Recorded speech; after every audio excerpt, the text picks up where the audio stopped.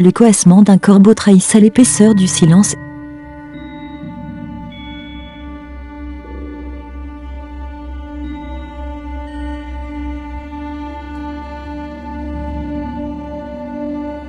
Hermantisma, ce nom lui plaisait. Il transmettait l'image d'une femme un peu vieillotte, le contraire de ce que serait son héroïne, jeune, belle, une façon de dire qu'il n'y avait pas de fatalité dans la réalité, et qu'on n'était jamais déterminé par ses origines. Hermantisma est là, et demande pourquoi tu n'as pas pris le premier train. Célan n'était pas revenu depuis si longtemps. En un mot, toujours vu à la même heure, isolé de tout ce qu'il pouvait y avoir autour, se détachant seul sur l'obscurité, le décor strictement nécessaire au drame de son déshabillage, comme celui qu'on voit en tête des vieilles pièces pour les représentations en province. Le vieux grand-père d'Hermantisma, assis sur un escabeau près du foyer, sculptait dans un morceau de bois tendre une image de bœuf, pour amuser les petits.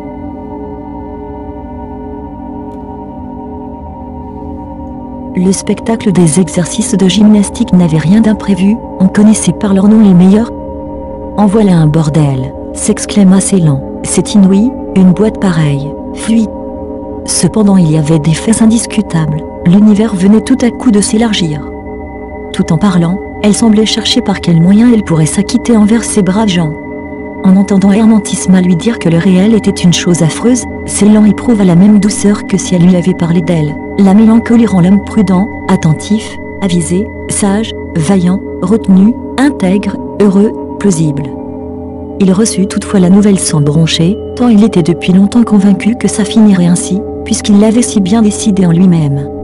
Y avait-il un médecin dans les environs? Leur histoire était touchante, mais dans cette île, située sur la route des Indes, quel Européen pouvait s'intéresser au sort de quelques particuliers obscurs, qui voudraient même y vivre heureux, mais pauvres et ignorés?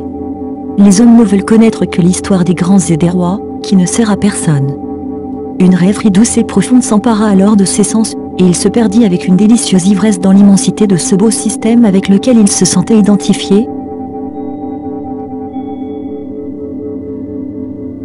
Hermantisma écarta Célan, afin d'observer de près l'événement qu'il prévoyait, car la mort, comme le noir corbeau qui croassa ses oreilles, planait au-dessus d'elle, et effleurait déjà sa tête de son aile sombre.